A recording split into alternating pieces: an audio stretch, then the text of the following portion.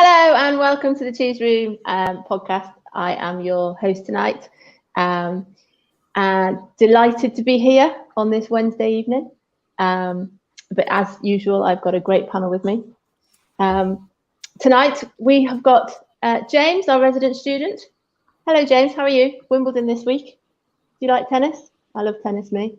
I don't really like tennis, unfortunately, no. My only memory of it is messing around in secondary school playing tennis. But I'm all right. I've had a decent week. Thanks for having me on as ever. Lovely to be here. Super. I've got lots of screens. I've got Murray down here on my iPhone, and I've got tablet up here, and I've got laptop going on over here. Yeah, love tennis. And I'm also delighted to welcome back Matt, who is our regular Wednesday person. Do you watch Wimbledon? Do you like tennis, Matt?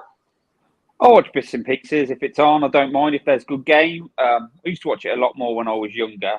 There seemed to be a lot sort of like bigger and better players around them. But yeah, I don't like go out my way to watch it. But had a decent week. Glad to be back on, and stuff's like hotted up in the last few hours, hasn't it? About potential ins and outs, maybe. So looking forward to talking all things Spurs again. And we'll talk about that later on. You're right though about Wimbledon at this time of year when there's no football on, or particularly when there's no tournaments on. It's always on, so you can't kind of avoid it. You always turn BBC One on, it's on BBC One, BBC Two. Dip in and out, can't you? Everywhere. Yeah. And our final guest today is Aviva, all the way from Boston in America. Hello, Aviva. How are you? Lovely to have you along. Thank you. It's been way too long since I've been on, so it's good to be back. Super. Do you watch any of the Wimbledon over there, or?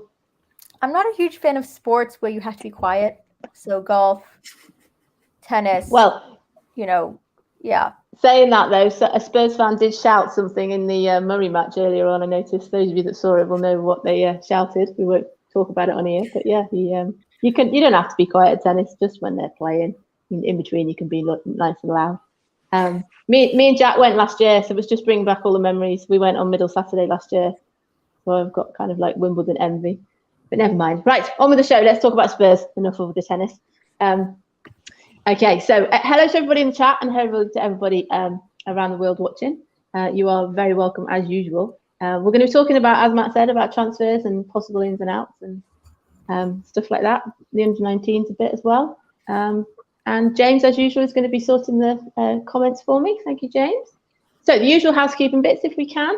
If you could sign in for us and hit the like and subscribe to the channel, we would massively appreciate it. Okay, so let's start with the possible news that it seems to be kind of gaining momentum, that we seem to be having some sort of massive links with Everton, and they've become like the team that's kind of taking all of our players off us, and hopefully in some kind of swap we're having Richarlison. So and Anthony Gordon as well yesterday, if rumours are to be believed. So Matt, I'll start with you. What do we think about possibly Richarlison, kind of as you said, gaining momentum this afternoon? Well, I think it's likely to happen, isn't it? It never didn't really excite me to start off with, but I don't really like Richarlison, so obviously, but I've got to sort of get my head around it now. I think it makes sense. He can probably do a job across all three of the front roles, but I think more likely he'll come in and play, take some minutes off Kane maybe in cup competitions and drawing games if we don't need him. So it does sort of make a bit of sense. I think he's probably a better player than I've been giving him credit for. Yeah, it's going to happen. So I think I've got to get my head around it and get behind it. But he scored. I think he's got like a ratio of he scores a goal every 3 games, which isn't bad.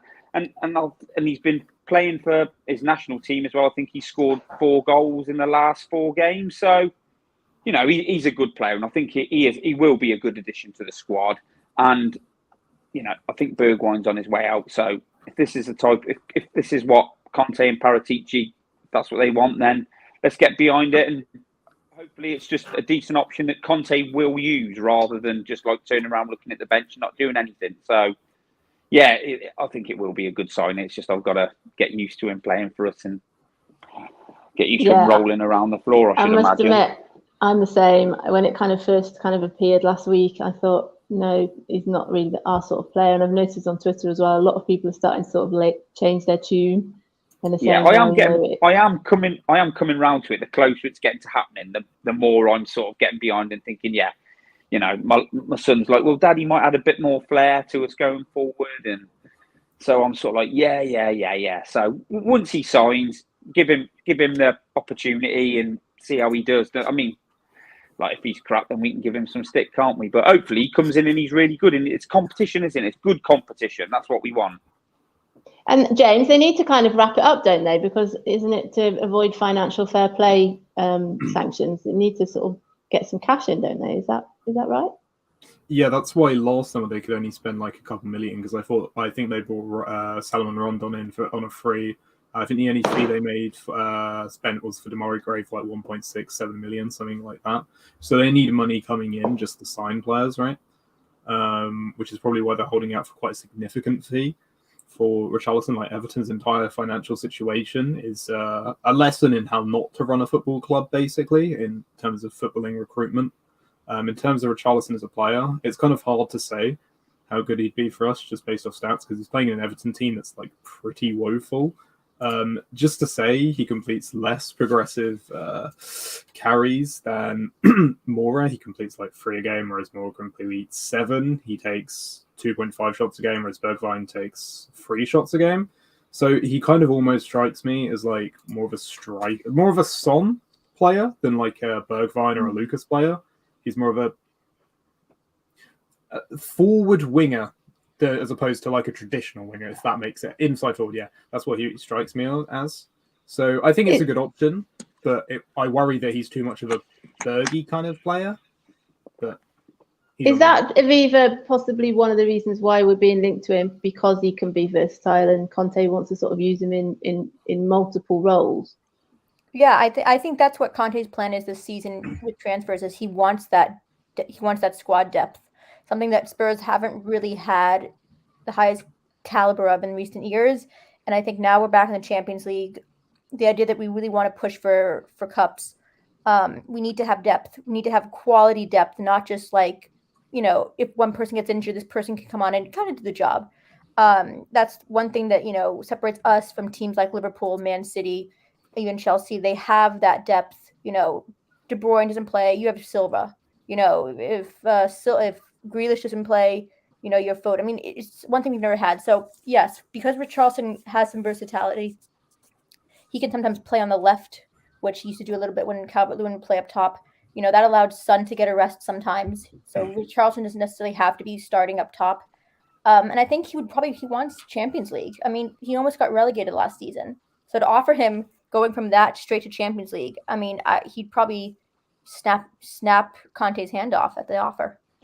Yeah, and I agree. I read something today saying that I think it was from an Everton fan saying, you know, he was the guy who went to Real Madrid, the manager, I've forgotten his name, said Ancelotti. Ancelotti, that's right. He said we'll give you a season, and then he went, and then Lampard came in and he said, no, give us another season, and they finished in a worse position. So the person was sort of basically saying, Richarlison has given us 2 more seasons than really he should have done anyway, and good luck to him. And you know, I've seen actually quite a lot of positive tweets from Everton fans saying, a bit like with Basuma, you know, good luck to you, you know, you're stepping up, we completely understand it, and all that side of it. So I think we talked about it last week. Richarlison's really annoying when he's not playing for you, and possibly when he's then playing in your team, he's, you know, the sort of person that you can kind of get behind. You know, people are saying about Romero and how it would be with Romero. Romero and Richarlison will probably massively get on once they sort of meet. So, you know, there's lots of kind of ins and outs of it. But yeah, I think I agree with George there. You know, we were told, or we keep being sold on the idea that we are going to get another backup striker. And it still doesn't seem to be that way either. But yeah, I think, and I'm with Matt, you know, if we are going to get him, and that seems to be what's happening, then I will back him until, you know, I have another reason to not do so. You know, we want, as Aviva said, we want squad depth. We want lots of people to kind of, you know, back people up. You know, Kane's still going to want to play as many games as possible, but it does give us that option, particularly if it's positions like Son, or, you know, if Bergwijn does go, or possibly on the wing. But yeah, it's the fee, isn't it? It's the yeah. fee, isn't it, Becky? Like the fee, the initial fee that they were quoting for him is quite high, isn't it? It is very high. And I don't think he's worth that money, which is what a lot of people were saying, first of all. But, it's all about competition for places, isn't it? But I just don't think he's worth that money. But I don't think we'll end up paying those figures for him either. I think with Winks, Winks will go the other way. And I think, obviously some of the, whatever they did for Delhi, because we give him to them, didn't we? I think, that will come into play. I mean, if they sell Bergwijn on, which they probably will, then that will sort of take a chunk of that off as well, won't it? It's not all coming out of this budget we've got that everybody's worried we're going to spunk it all on Richarlison. Well, the Bergwijn fee will cover some of that in little bits and pieces, so he'll be all right. I think he'll be pretty decent.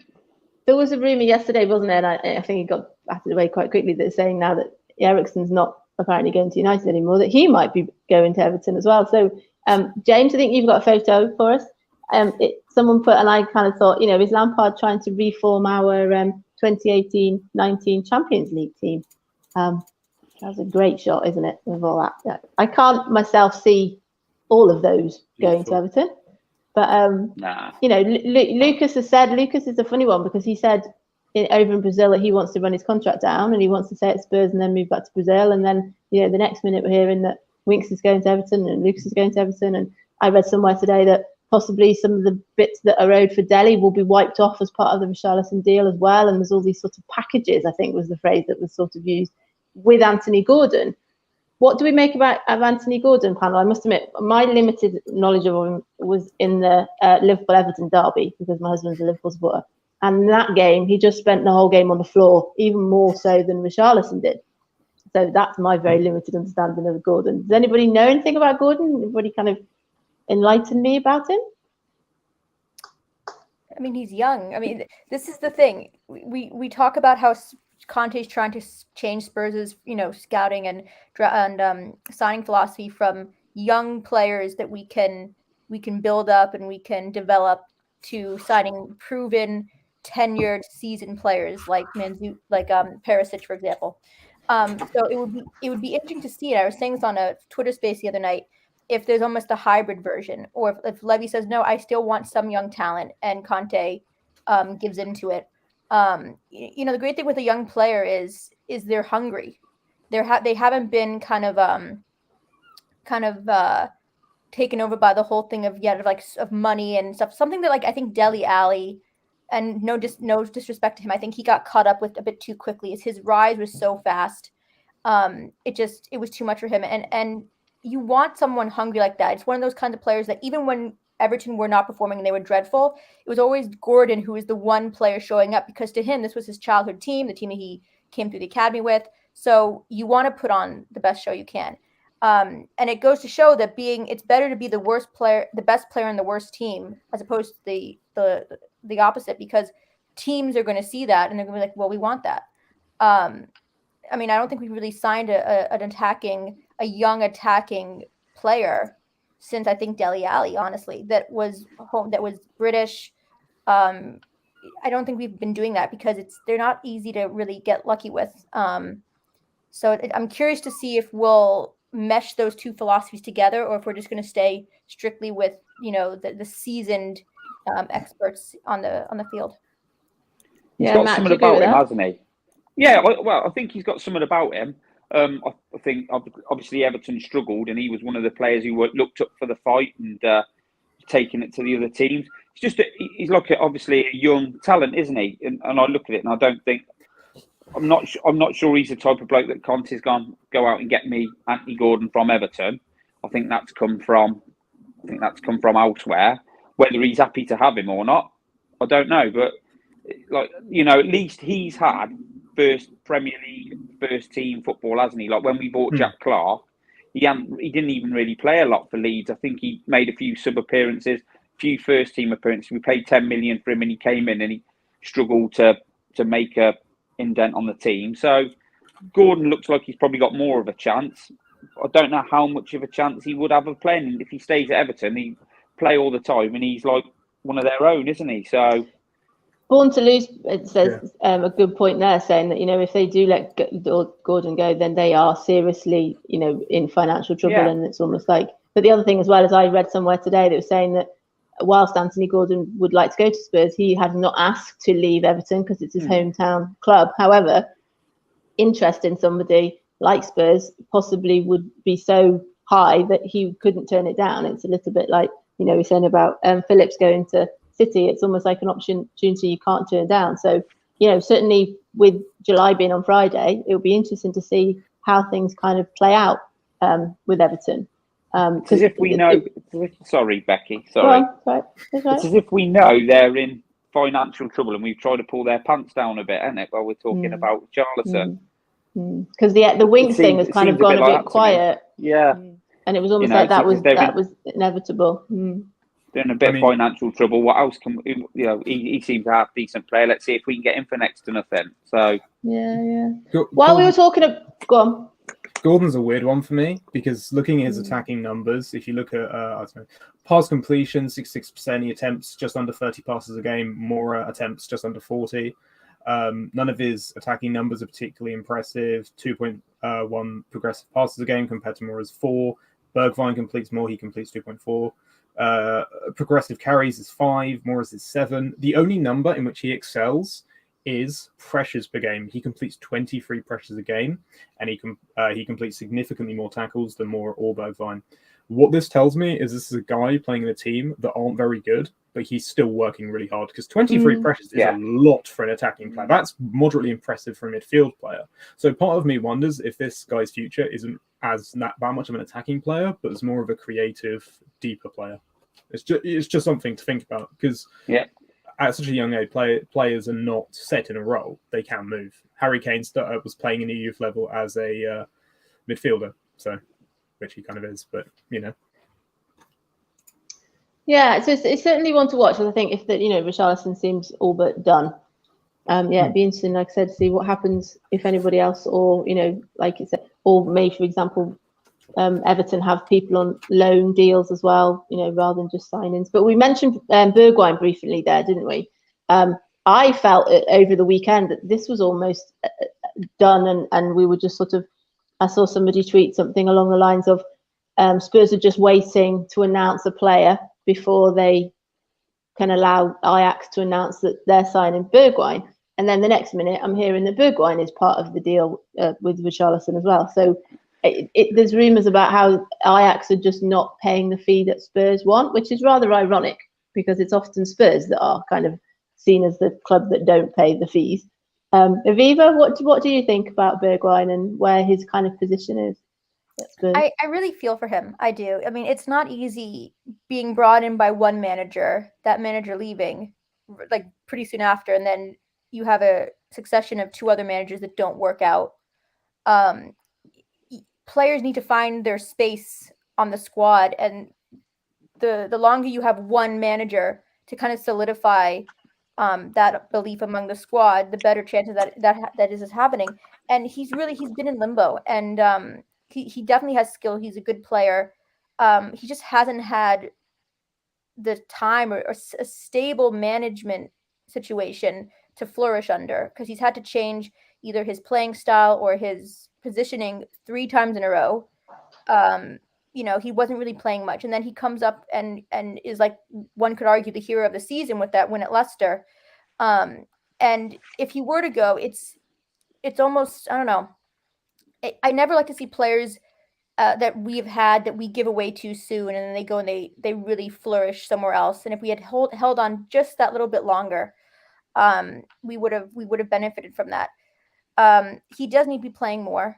If Richarlison comes in and then he starts playing on the left sometimes, I mean, if Mora stays, which I hope he does, because I don't think we need someone else. I mean, the question is, can we sustain having Mora and Bergwijn to be the covers on the wings if Richarlison comes in and can also play that position, and he's on really big money? He'll want to play as much as he can. I think I'd wish he'd have a little bit more time, but I can understand at his age, with the World Cup coming up and everything, that he would want to get as much playing time as he can.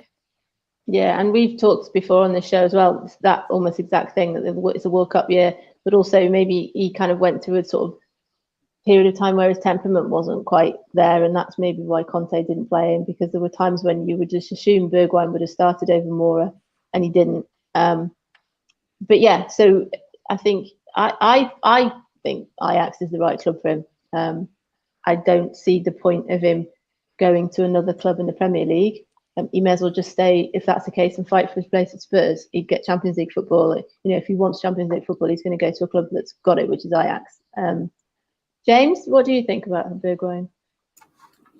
I think he's a good player, but like I say, I don't think he necessarily suits that much of a winger role. He completes a lot of shots per game. He completes about 3 shots per game, which, considering he doesn't have a lot of minutes, is kind of impressive. He takes a lot of touches in the attacking penalty area. He takes about 7 of those compared to Mora's 3. Those stats kind of read like he's a striker, right? Like almost like a poacher.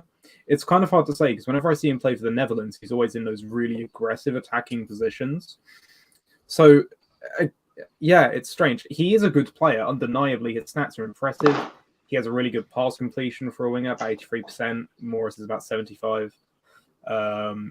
His expected assists per game, goals and assists per game, is about 0.56 compared to Mora's like 0.4. So he's undoubtedly a lot better than Mora. The unfortunate reality of the situation is that Conte doesn't want to play him because for whatever reason he doesn't seem as a right-sided player. He doesn't think there'd be the sufficient balance to play him with Son and Kane. But I don't know. I think he's a lot better than Mora. Just like statistically, undeniably, he is better and he's younger and he's more physical. So yeah, it's a shame. It's arguable if Richarlison is even better. I mean, statistically, he is not better. How much of that is down to him playing for Everton? Again, that is debatable. But there's no concrete evidence that Richarlison is a better player than Bergwijn. So it's rough. Yeah, Matt, do you agree with all that? It's an inevitable one, isn't it? Yeah, I agree with what James said about Lucas and Bergwijn there. But I think the difference is Lucas is happy to stay. Bergwijn wants to go. I think he wants to go to Ajax. I think that's the move he wants. And I think ultimately that is the move he will get. I think once Richarlison's in, that will probably happen. Everything will fall into place. I like Bergwijn. I think he's looked all right when he's never done masses, as apart from when the couple of goals he scored against Leicester. And probably I'll let him go too soon, but he doesn't want to. He wants to move, doesn't he? He wants to go back to Holland, I should imagine. I think I was listening to something on the radio today, and they were saying the trouble is once you've played in the Premier League, if you're going to go back to Holland, you're not going to get the money you're on over here. Even Ajax can't afford to pay like the same money as like Everton can. And Everton finished like towards the bottom of the league last season. So yeah, right, it's a shame he's going to go, but I think just got to get used to it, and we move on, don't we? And make some money while people are still offering it. For him and get sort of decent wage. He's got some value. Yeah. We didn't talk specifically about Kulusevski there, but there's a lot in the chat about what our front four would be, and Son, Kane, Kulusevski, and Richarlison, or Bergwijn and Mora. And Kulu was interviewed, wasn't he, over the weekend? I think he was in Sweden, and the first thing I saw of him, he was wearing an Argentina kit, and that kind of exploded. And then he was sort of asked why he was wearing it. He said that Romero was his favourite player, and I think it kind of just brought home to me how quickly he settled in the short time that he's been with us. But then I've typed it so that I will read it properly. He also said he didn't want to hype anyone up, but that Spurs fans have something to look forward to next season, and then didn't elaborate on what that was. So because we're all bored and we're looking for tidbits. We're desperate for little bits of everything. Viva, what do you think that is? Who might he be referring to? And is he talking about us winning, being in Champions League, winning trophy, or is he talking about a specific person that he knows? Do you think? I mean, I can't pontificate, but it sounds to me like he's just because no player would ever go behind their team's back and make a little clue as to who they're signing or what they're doing. And he also can't predict if we're going to win anything. So to me, it just sounds like he doesn't want to get our hopes up, but he thinks it's going to be a very special season as a club. Whether that's from stuff that Conte has told the players or Levy has told the players, he can't speak on certainties. So I think it's just his way of really saying, Spurs fans should be excited. We're going to have a great team, and we're going to have it will be his first full season, which is great. If if he did what he did in only half a season, imagine what he can do in a full season. And all the the cups to play for and Champions League. So I think he was just really alluding to the excitement over the new season. But to kind of be like that in such a short time, he's almost like he's kind of tapped into the kind of Spurs fan psyche, hasn't he? That this kind of longing for something and that kind of hope for glory, and it's almost like he's kind of picked up that so quickly and kind of become Spurs so much. I've written in the run sheet that he struck me as very Kane-like in the sense that he's happy to talk to the media and he doesn't give anything away. He's just a normal, nice guy. He doesn't try and kind of sensationalize anything, but he's equally very proud of what he already does, and that's the way I kind of took it. James, what do you think about what he said and wearing Romero's kit and stuff like that? He's clearly alluding to the fact that we're going to get half-price pints at the stadium next season. I mean, what else could he be talking about? Yes. Time. That'd be great. That would really make my season. No, it's good. That's the correct mentality. To be positive, to talk to the media in that fashion. I mean, if I was a player, I wouldn't talk to the media. It would just do my head in.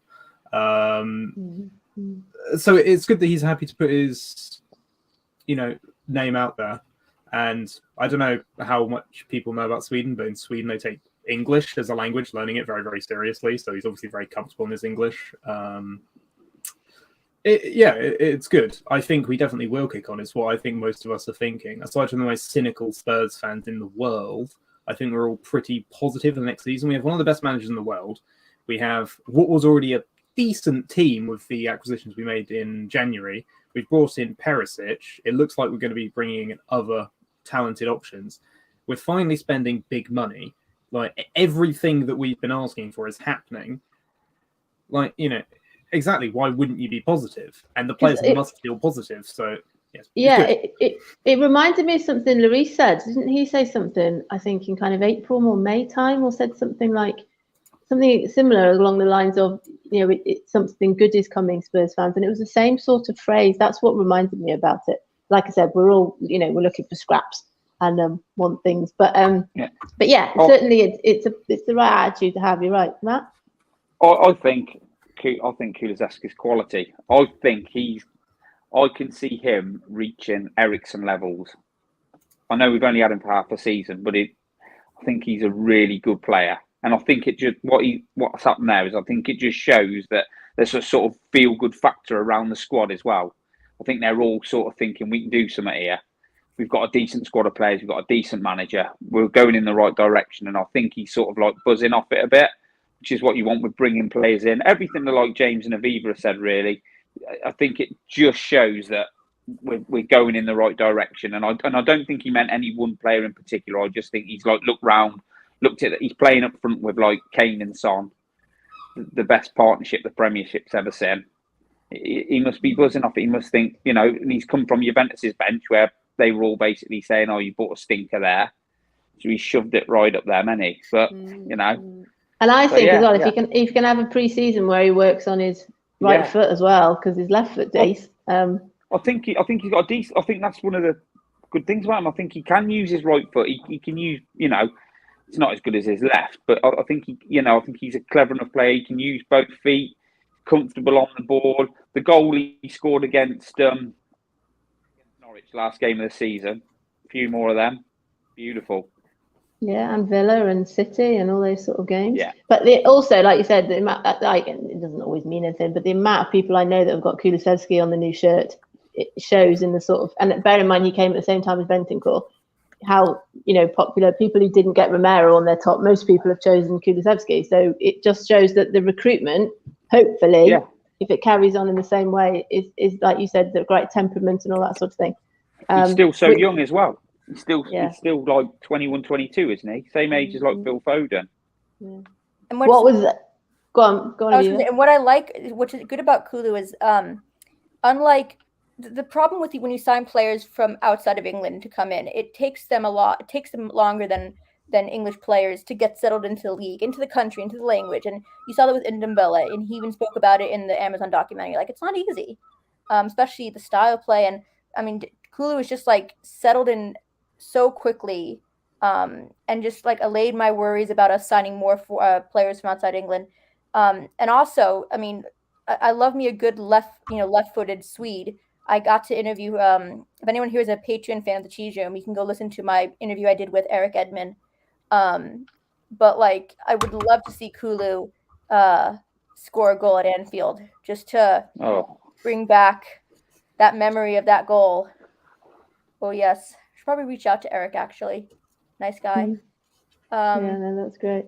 But yeah, quality player. So, quality player.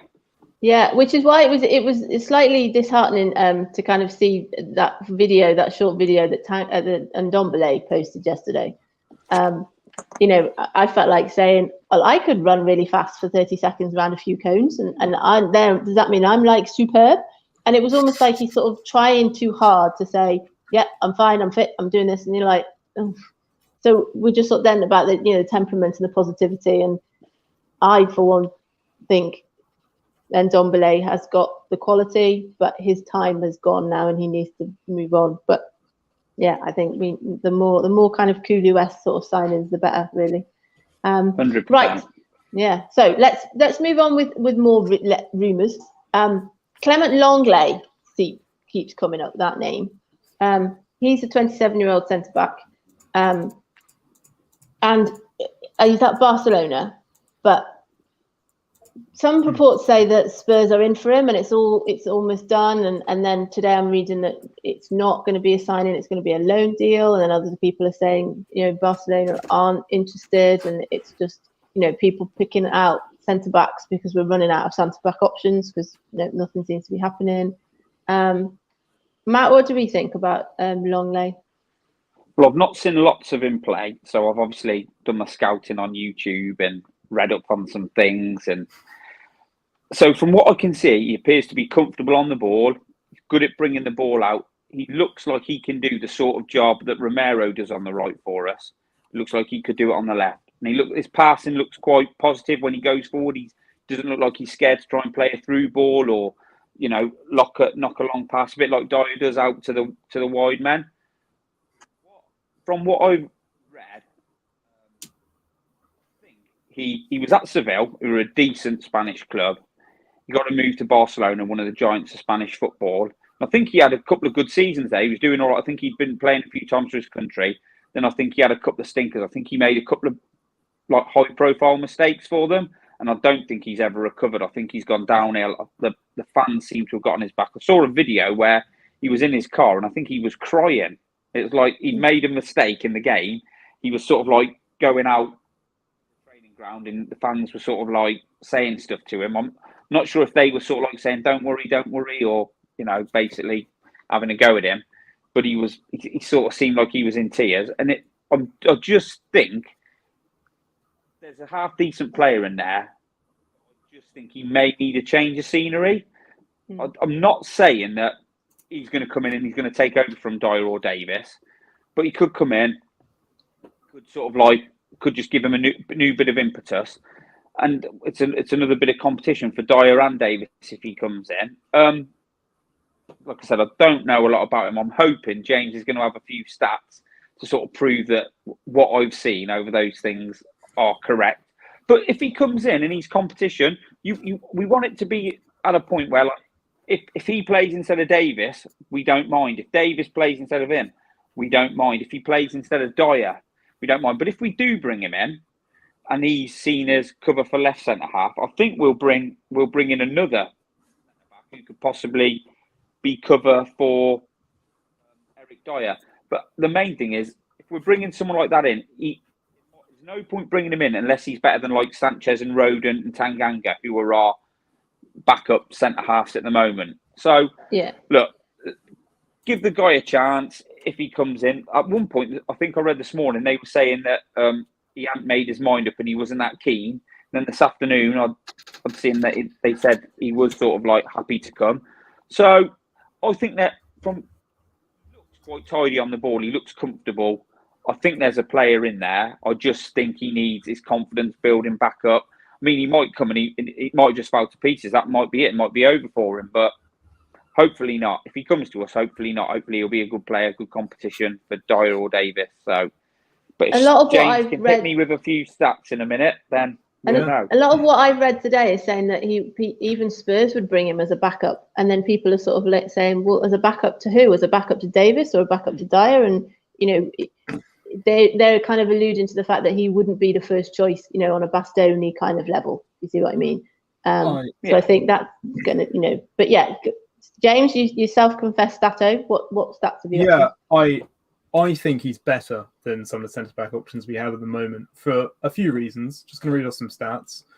He completes 10 progressive carries a game. That's ridiculous. He completes 4 more than Davies.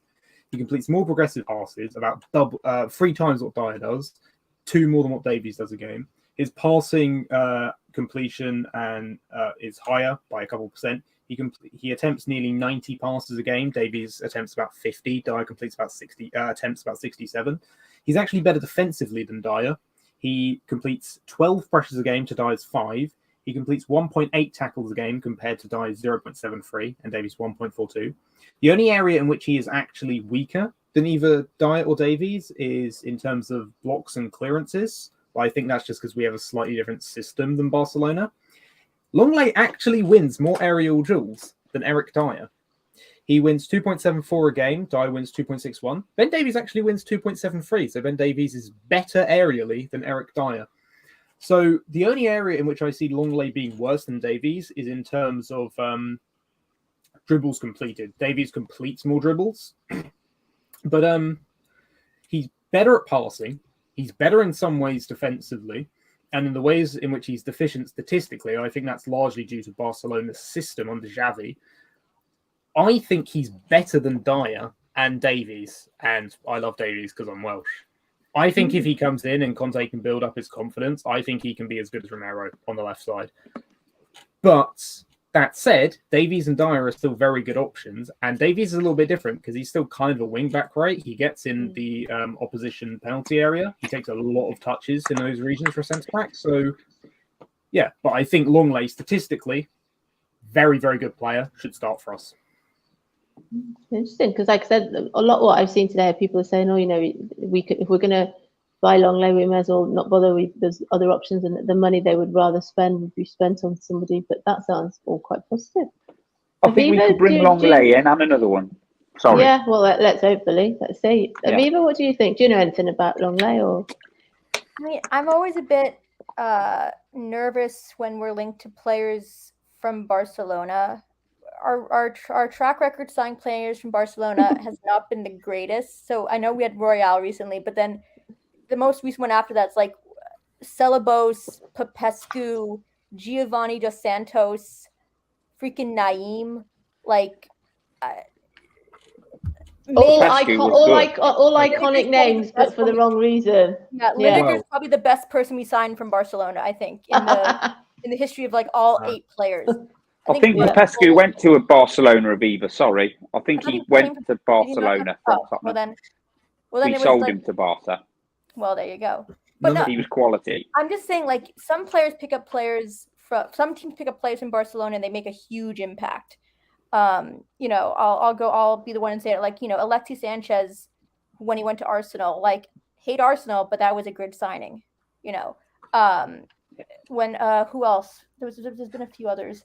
They've been really good. The point is, it's just I don't know. We always seem to pick the wrong players from that team. Yeah, which a lot of people say, don't they? Like Royal, everyone's saying, I mean, Royal. I'm just saying, like, there's teams where we get a lot of good players from. I mean, it's almost like I'm sure Everton fans would say that about us. Like, we always seem to pick the wrong players from Spurs.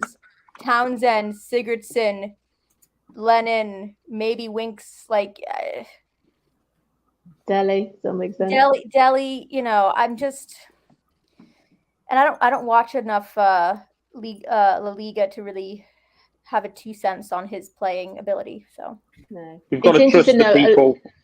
Yeah, and a lot of people are saying that he, like Matt said before, a little bit like what we said about Reguilon, really, is when and maybe Lo Celso to some extent come to Spurs, it hasn't worked for them and hasn't worked for Royal and that sort of thing. I think the difference with Longley to those players is they didn't have a clear route to this Antonio Conte team. So Royals signed for Nuno, who plays with right. Who knows what was going on when Nuno was appointed, but he's not a wing back. He did actually play okay in a couple of the games towards the end of the season, so who knows? Maybe there's hope for him. The difference is Longley has a clear route to the first team because he suits that kind of more attacking left-sided centre-back. And he's played at a high level, hasn't he, James? Exactly. He's played at a high level. He's played for his country. He's played hundreds of games. He's played a lot of games for Barcelona.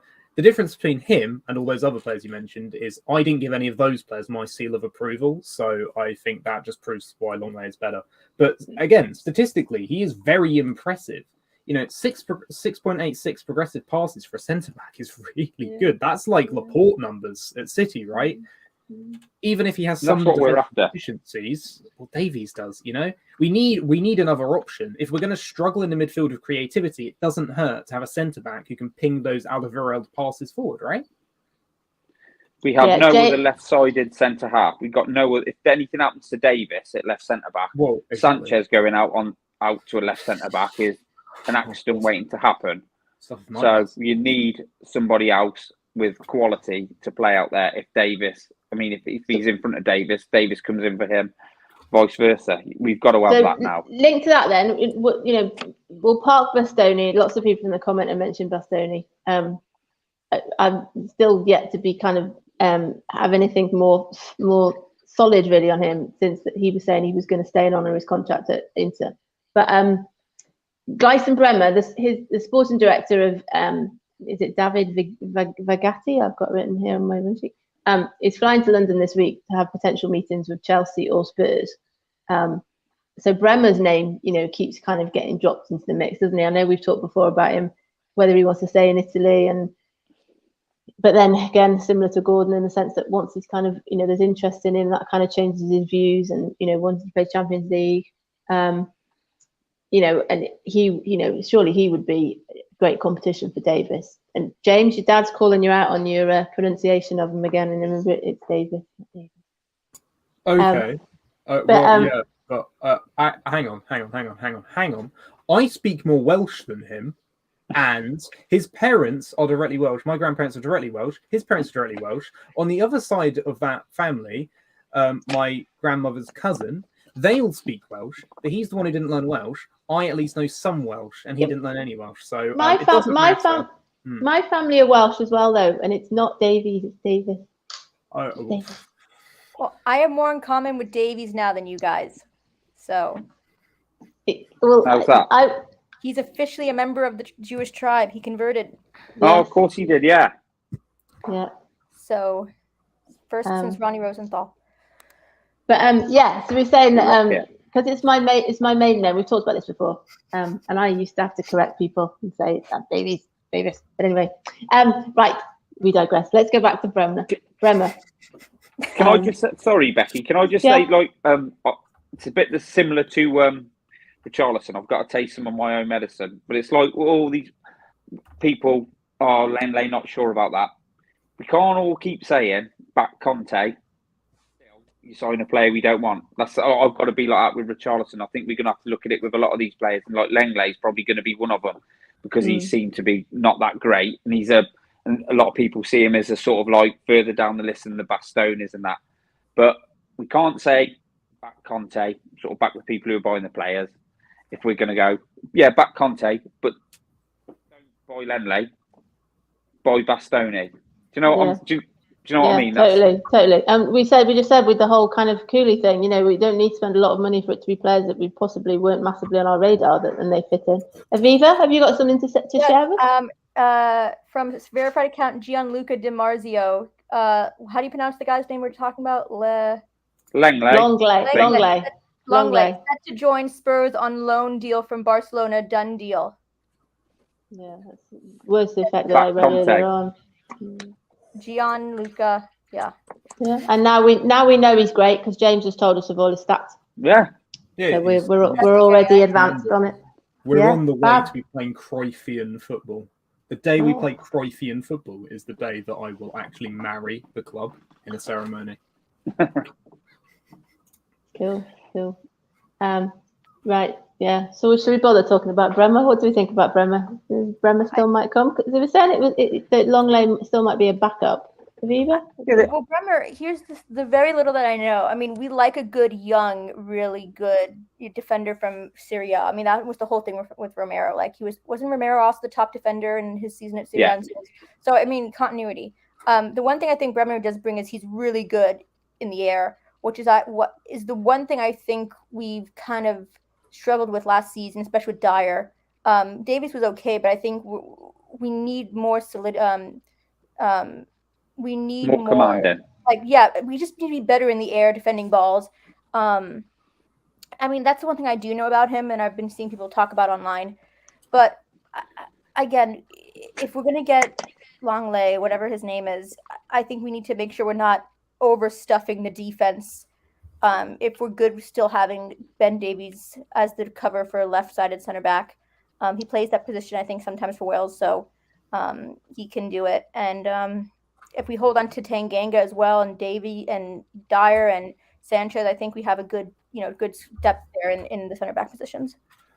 Yeah, because we said that about Sanchez when he came in for towards the end of the season, didn't he? When Romero was injured, and Sanchez was solid. And again, we're kind of talking about that rotation element. But what flying towards me? We're still not really tapping into this kind of 100 million that they drew down, isn't it, on Friday, that they converted into real money, and people were saying on Twitter that they would never have done that without needing it.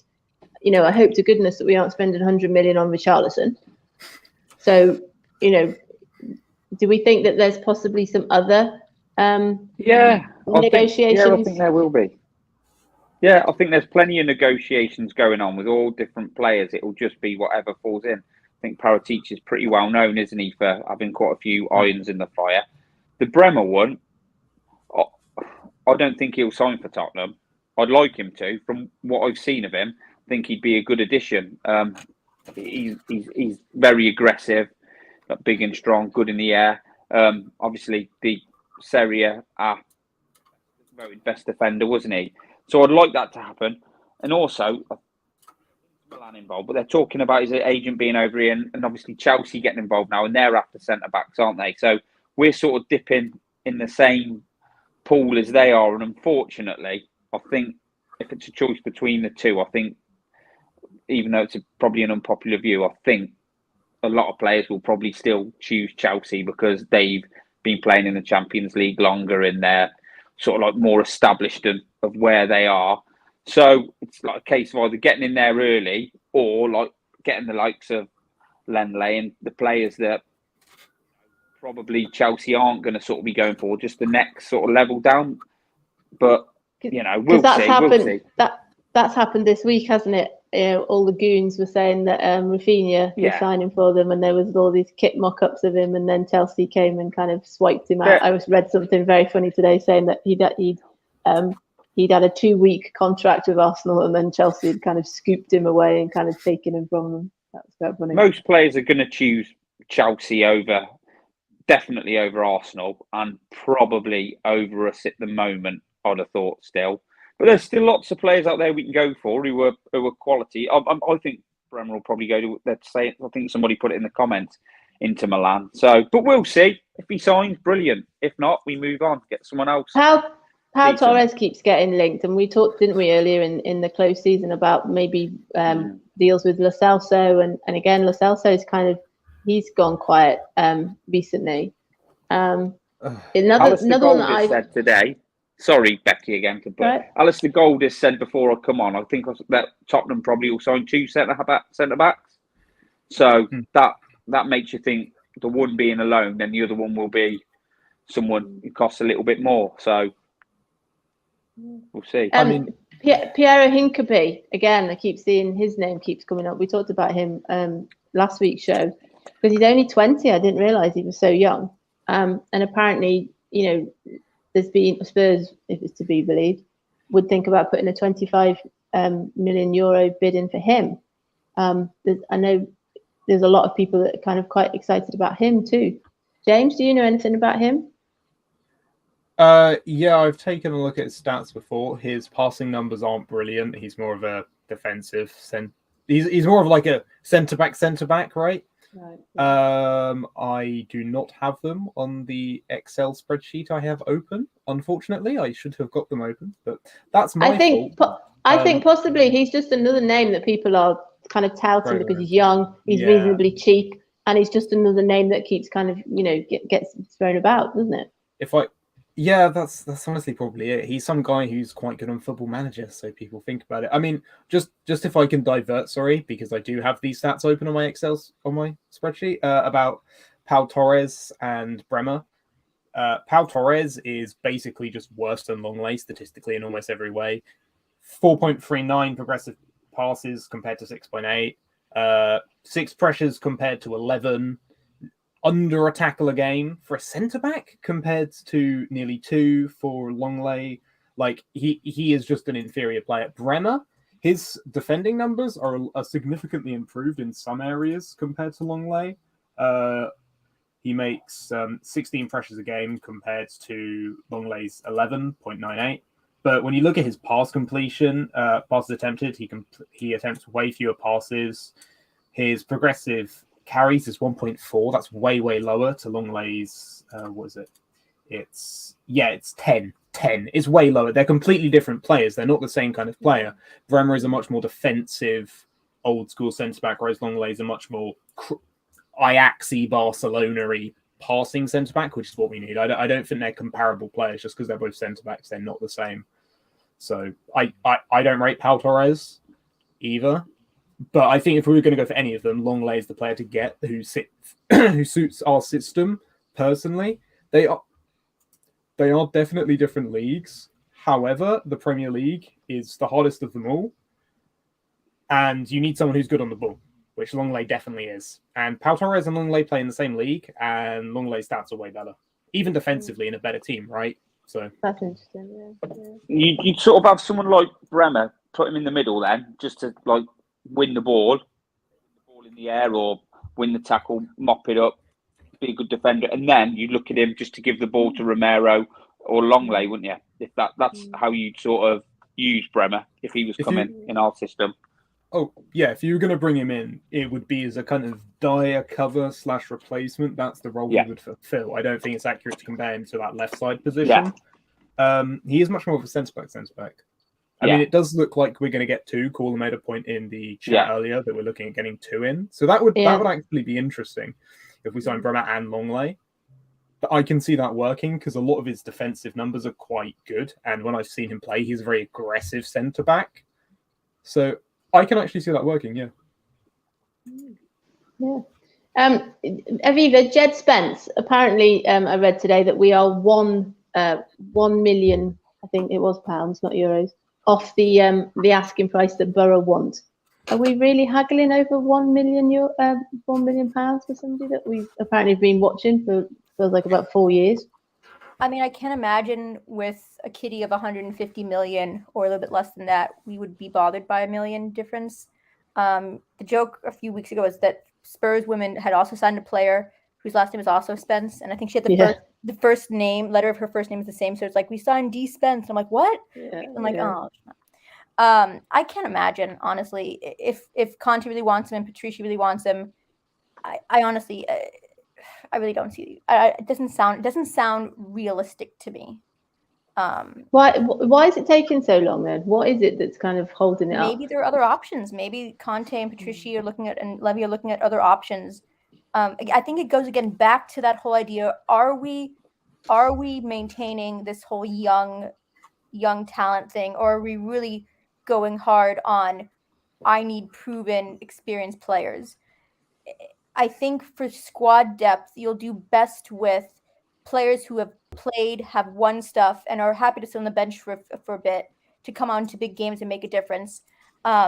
If we have Royale right now and he's really and Matt when he comes back to his fitness, are we gonna have them be the start and have Jed? I mean, I just don't know. I really don't know. Is Spets ready for big games like that? Because Doherty and Royale, I really don't think are for as big games like that. They're going to be very often, very frequent.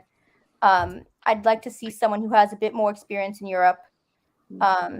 Because we've said this in the past, it's a big step up, isn't it, from the Championship for Spence to then go to playing in Champions League games. It's just like what Dele Alli again. I mean, I think the season. I mean, what were we in Europa League when one of his first seasons with us? I mean, it's a really big thing, and you think, and I'm sure some players think that they're ready for it, but if they put too much effort and intensity into league games and they hurt themselves, they'll be out for cup games and they'll kick themselves for doing it. And I really think that from what I've heard of Conte's training style is he's really, he expects a lot. And I just maybe don't think someone of Spence's experience is ready for that yet. I think he'd be good to build up experience in the league games for sure. But I think that's why we got Perisic. We want to bring someone in who is kind of like of the dark arts. And when I say dark arts, I mean like Mario Mandzukic dark arts or like Diego Costa dark arts, who has a little bit of grit to them, because that's something that I think Spurs have also kind of lacked in certain key moments, is that attitude. So we'll see. Yeah, so interesting there, talking about kind of youngsters. Well, that seems like a nice, first of all, if you can hit the likes for us, we'd appreciate it. Seems like a good segue there to talk about the under-19s, about Divine and Scarlett, who played last night, isn't it? It was last night, I watched it. Yeah. The match against Italy, and they came from behind, and Divine was on corners, so he assisted the corner for the equaliser. If anybody wants to watch it, the final's on Friday at 7 p.m. And it's on BBC iPlayer.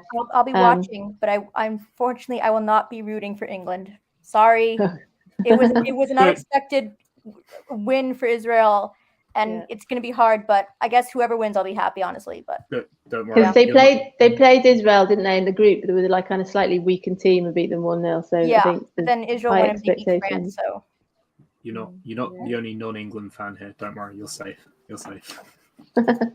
But Divine, I think has really shown himself in that competition. He like John's just said there, he is only 17, and they do keep saying in commentary. They keep saying in commentary he's from Spurs, and they keep saying in commentary how he is. I think if he's not the youngest, he's the second youngest. And he's really kind of stepping up. So yeah, we've kind of talked about Divine and Scarlett, us two. Aviva, what do you think is the best options for them next season? Scarlett's obviously been in. We've talked before about how we've got 5 subs now, and is it have they got a place in the squad, or do they need loans as well? It's tricky because we have a lot of players in the starting team that have had different paths. Skip's really only big loan that was memorable was when he went to Norwich, and he got his sea legs there. And Kane obviously went to Norwich, went to Leicester, Millwall, all these places. But then we have a lot of players that go out on loans forever, and then we end up letting them go at the end. Since Divine, I mean, he's played for us in cup games, for example, and he is young. I'd like to think that he and Scarlett for sure need to go out on loan into lower leagues and get used to consistent playing. And I mean, look, Sessegnon went out and did his loans for a bit, and then he found his way into the team. So it is doable, but you don't want to, like I said when I talked about Bergwijn, we don't want to waste a good thing by not letting the time happen. Same with Parrott. I think Parrott might need a bit more time, especially if Richarlison's coming in. I wouldn't want Parrott just sitting on the bench and doing nothing. So we'll see what the plan with those 3 are, but they definitely need time. They're way too young to really. They have to be. I know other teams have had players in their teenage years who have really made an impact in starting teams, but it's not the norm because they're just not ready yet. So I think it's going to take some more time for them. Yeah, we said, haven't we, about the physicality, if nothing else. Yeah. I always think when Scarlett stands on the line to come on, it just looks so tiny and diminutive.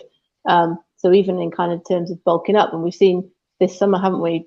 Troy Parrott's been posting videos of him kind of trying to bulk up, and Sessegnon is the same, and to kind of avoid injury, but also I think just kind of be more kind of on a level kind of playing field. It's interesting, isn't it, for Divine and Scarlett, because they've had a good under-19s. they'll come back, and if we have signed players, it's a difficult one for them as to see where they fit, because even for Scarlett, the kind of landscape has changed even since last season. Matt, what do you make of it? They've got time, haven't they? I think if you're looking at it, Scarlett, Kane's, what is he now? 29 now? Is he 29?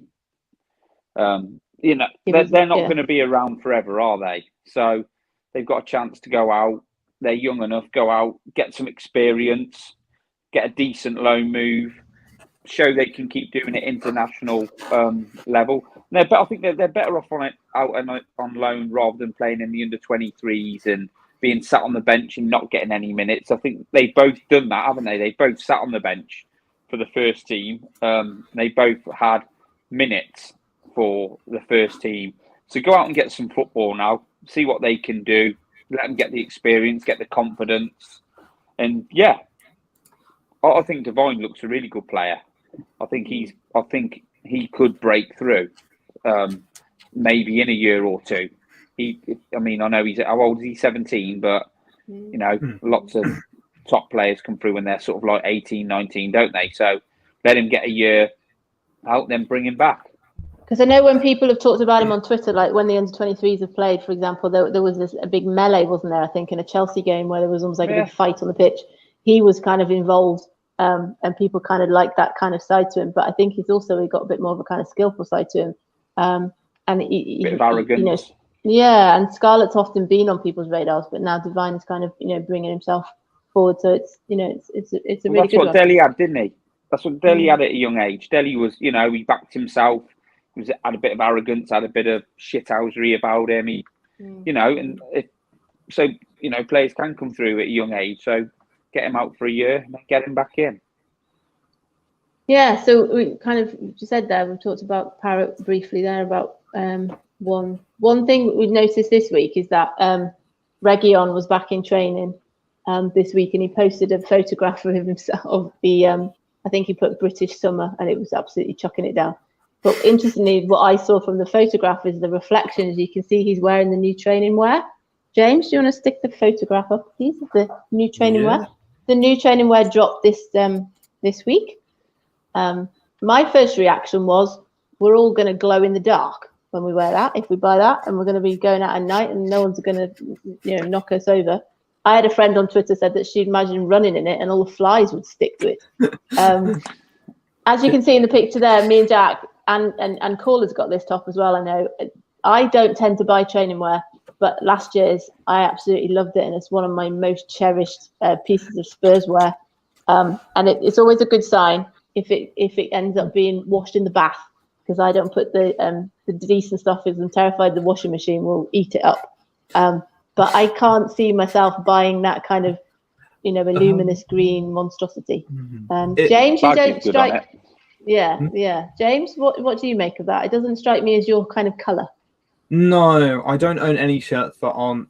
I own one shirt that's not black. So if you couldn't tell, I only really wear black. Well, sorry, that's a lie. I own Spurs shirts, I own a Wales shirt, and then I own one white shirt. It looks like something a cyclist might wear at night so they don't get hit. Yeah, George. Me and George, great minds think alike, I suppose. It is, yeah. Interesting. I'm not a fan. Talker. It was quite. I think is it £70 as well. The one that me and Jack, the adult one that I'm wearing, I think was 65 last year, and that was, that's a fair for something that you're just kind of going to use to glow in the dark. I'm not sure. Is it classed as green or yellow? What is it? Fluorescent yellow, fluorescent green? I think it's fluorescent, isn't it? Yeah. Parents will like it for their kids because they won't get lost in a car park. Yeah. When have Spurs ever been a fluorescent? Well, green this team? is the thing, isn't it? It's in the trim, isn't it? And it's on the sleeves thing. Man City's top. Man City's is just blue with like a trim of color. Yeah. But I was gonna say that John, you would like I just tweeted about this, but the most underrated kit was the third kit, the gray and black third kit that like Bale was known for wearing. So underrated. And I think that's probably the only kit, correct me if I'm wrong, that you would ever buy and wear. Didn't we have a black Puma one? once. It was when we had Under Armour. It was when we had Under Armour. It was like half black, half like metallic grey. Bit like Bristol Rovers, like kind of like third Bristol Rovers kit, but it was grey and black. Underrated. Yeah. Probably the best, one of the best third kits we've ever had, I think. But the kind of fluorescent thing is not a Spurs colour, is it? It's kind of going completely away from. It's an accent colour. It's always been like the blue and the yellow and the thing, and I don't know. Yeah, I can't imagine it being. I see quite a lot of people wearing last year's training kit. I think more people will wear last year's training kit than that. Because blue and yellow just look good. And interestingly as well is that if you remember the kind of paler blue training top from last year, that just reminds me of Nuno, and it's 12 months today since we hired Nuno. So I've seen lots of that picture where he's kind of folding his arms and that kind of like light blue top, and he's sort of leaning against the wall, wasn't he? How would this show be going now if Nuno was still in charge? Well, that's why we'd be prepping for the championship first game. I think I would probably have already drank this entire bottle by now, and I would be convincing everybody to not stop watching football. It's going to be better, guys. I promise. Yeah. And that's why I kind of brought it up, really, is to sort of, have a bit of time to talk about how much Spurs have changed.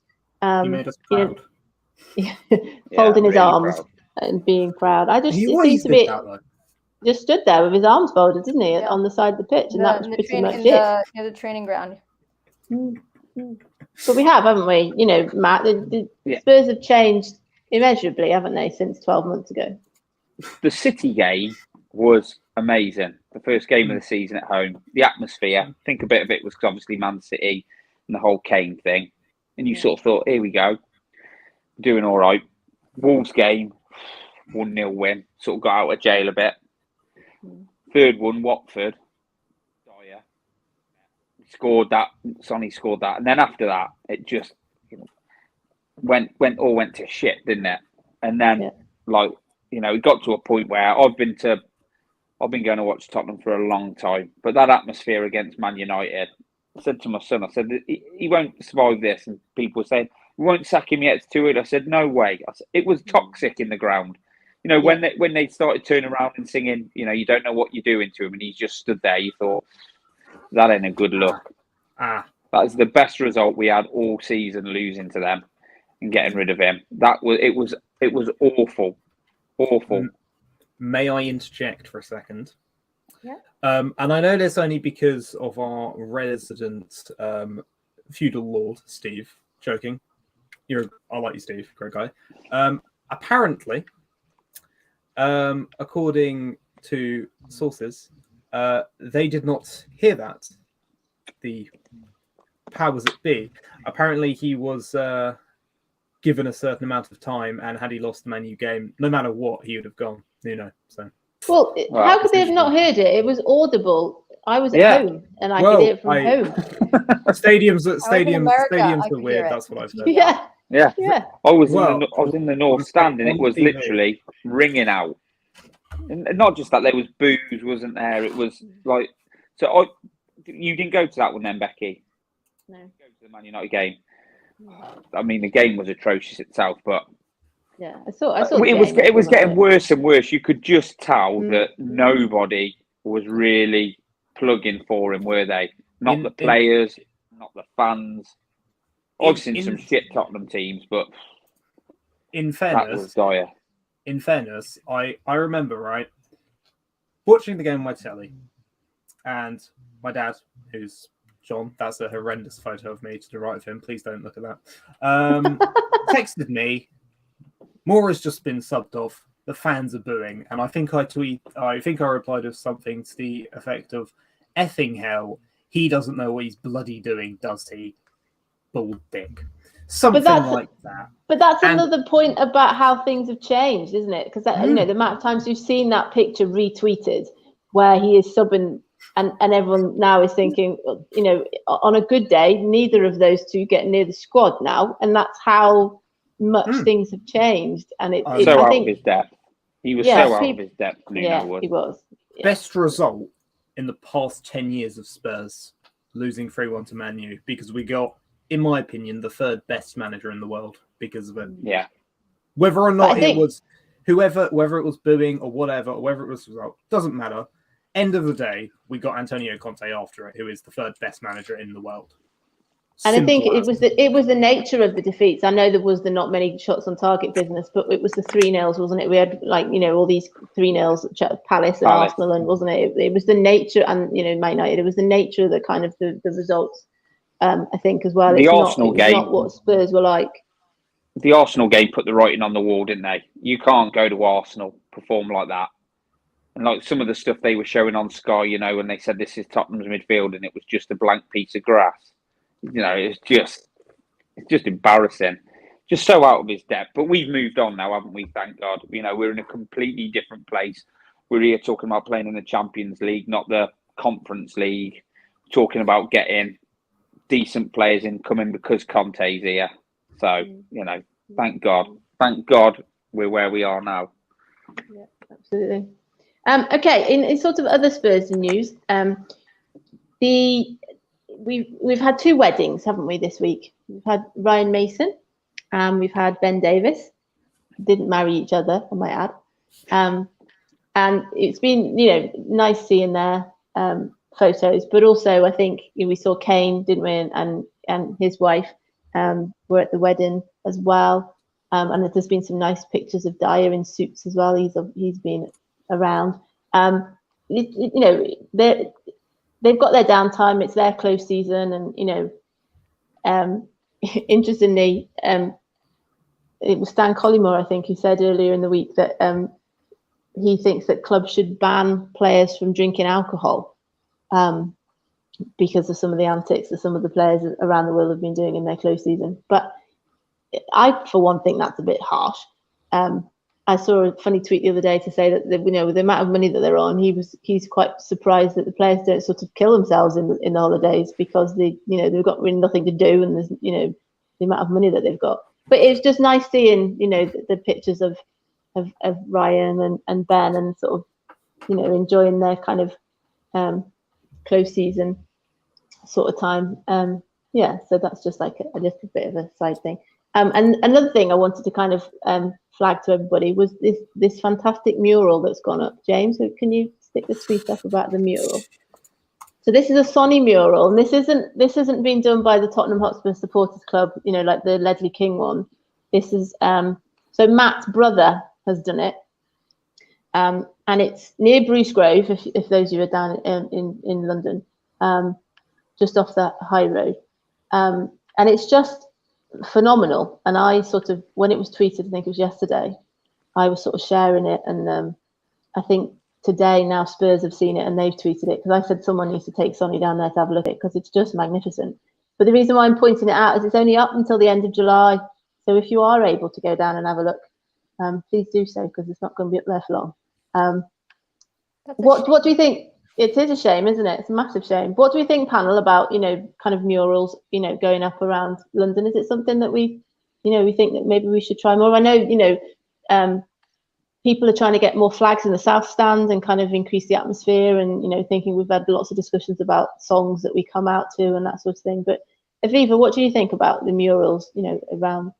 I love them. I think, first of all, there's always great art. I think the first really big one, that was the big Ledley King one that went up several months ago. And there's graffiti and then there's art. I mean, graffiti is also art. It can be very beautiful.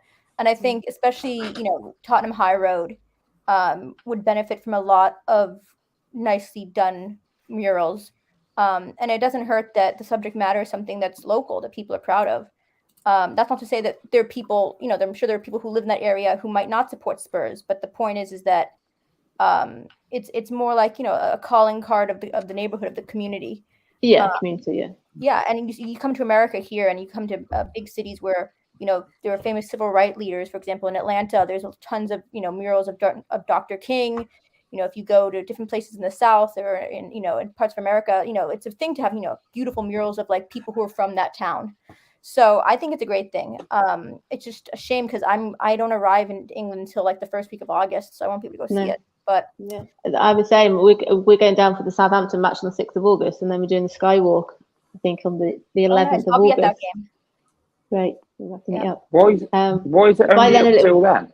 I don't know. The person, his brother said he was just sharing it because he said he wanted the community to see it, and hopefully Sonny's seen it now as well. But it was just, he said it, for exactly what Aviva said, wanting to kind of improve the community for people and use Spurs players for that. But I just think it's of such a standard that it needs to be sort of put somewhere more permanently, or up for a bit longer, at least to maybe the end of August, so that when we go back to going the first home games, those of us that are there maybe in August can go along and see it. It's beautiful. I have to say, I really like murals. I really like things like this. Me too.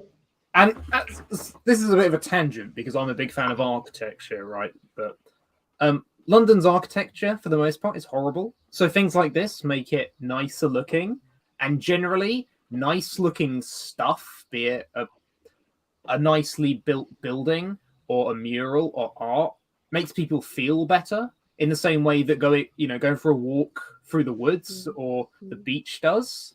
So things like this gives people a sense of connection to their community, and it's beautiful in a way that makes people feel proud of their community, and it gives people a deep sense of connection and belonging. So things like this are inherently good, in my view. And I know it sounds weird, but it's lovely. I really like these things. Yeah, it's a shame it's only up for so long. Yeah, I agree. I think it just makes that part feel more about Spurs, doesn't it? And in a couple of years, something else goes up of another player. Maybe when if it's still there when Son is gone, we'll always remember Son, because we've got the Ledley King one somewhere else, haven't we? Yeah. Whereas people are walking to the ground from all different areas. They're going past these things. They start to feel, as you start coming towards the ground, you're starting to feel more like I'm getting into Spurs territory now. People like stuff like that, don't they? You're walking down there on a Saturday afternoon or whatever, and you start thinking, we're getting down there now. I'm getting up to this. That's what it should be about when you're down there. And not on a Thursday. We're not going there on Thursdays. On a Wednesday or a Tuesday. Yes. We're not a B Tech team. Just to say another thing about Mira. Imagine you've recently moved to the area and you don't know anyone. Okay. And maybe you've got a family and you've got a young kid, and you're that young kid and you have absolutely no connections to the area, and you walk past that every day. You immediately know where you live. Yeah. And you'll feel some sense of belonging to the people around you. And those things are inherently good. And even just not from a Spurs perspective, from a community perspective, that's a good thing. And I really like the Ledley King one as well. Just to say, I really, really love these murals. So they're brilliant. So hopefully it's more to come. And like I said before, with the kind of flags thing, it's building things that we can kind of, and having supporters and kind of input and that sort of thing, because I'm sure there's so many people that would be happy to kind of support that sort of thing. And like you said, there's so much positivity around Spurs at the moment that it's another thing that we can kind of build that with. Okay, I think we've been going for nearly an hour and 20 minutes, and I think we will finish it there. Thank you everybody in the chat for your comments, and they're always lovely to read, and it's always lovely to see you talking about Spurs community as well, having you along. But before you go, if you can hit the like and subscribe, that would be fantastic. James, can I thanks just again. say something, Becky? Sorry, before we go, finish on a positive note. Like when we finish the season, we're talking about the murals and stuff like that. That game against Arsenal was amazing. The atmosphere, everything about it. Players are in a good. We talked about Kulusevski earlier. Obviously, the players are up for it. The fans are up for it. That's what we need to make that stadium like every home game. I know it's not easy to just do it every home game, but I always used to say that we haven't got the money. When, like in Germany, Dortmund haven't got the money that Bayern have. We haven't got the money that like City have. But what Dortmund do is they've built they get that crowd to be the 12th man, and they get everybody behind them, and they've got that stand that's like ours. That's what we need to get at Spurs next year. We need, if the players are up for it, get the fans behind it. Let's make it like a fortress. Let's make it like teams do not want to come to Tottenham because they know what they're going to get. In the bigger games, it's going to be even more intense. And that's like the murals on the way down to the ground. And like you're saying, flags behind the stands maybe or whatever. I know a lot of people don't like them. But what we do need to do is build something. So when you're in that ground, you are buzzing for it. We're ready. We're ready to get a war. And that's what we need to do. And hopefully that's what will happen. So, that's all I want to say, really. Well said, Matt. Absolutely. And I think when Conte sort of said, didn't he, in that kind of certainly the last month, 6 weeks, and he sort of said, we need to get everyone around. People did listen to that, and that Burnley kickoff, that 12 o'clock kickoff was a shocker after the North London derby. But the atmosphere Sometimes the fans need to lift the players, don't they? Sometimes the players need to lift the crowd, but we need to be lifting them as well. Yeah. Real right. Thank you. Okay, James, thanks again for being here for tonight, for doing all your background stats as well. That's really, because I know that takes time. Thank you for that. Thanks for having me. It's lovely to be on with you. Lovely people as ever. Thank you, Becky. Thank you, Matt. Thank you, Aviva. You're all great people. And I love being able to talk about my opinions about football at any length, and people seem to enjoy it for once. So, do you know what? I'll take that as a win. Have a good week, everybody. Hope your day's nice. Gone well. Yeah, super. And Matt, again, great chatting with you. Thanks very much. Yeah. Thanks for having me on. Nice to meet you, Aviva. Hopefully be on with you again sometime. You as well. James, thanks for sorting those stats up and backing my dinosaur eye view on Langley. Thanks for being a great host, Becky. Hopefully be back on again very soon to talk Spurs. Yeah. Thanks, Matt. And Aviva, thank you very much for coming on from America. My pleasure. It was a while, so hopefully I won't have to wait that long until I'm on again. And come on, you Spurs. Yeah. Maybe great. See you at the Southampton game. Yeah, totally. We'll have to arrange that. Yeah. Real great. Yeah. Okay. Thanks, everybody. Thanks, everyone in the chat. And yeah. Hold on, let me find my button. Come on, you Spurs. Come on, you Spurs.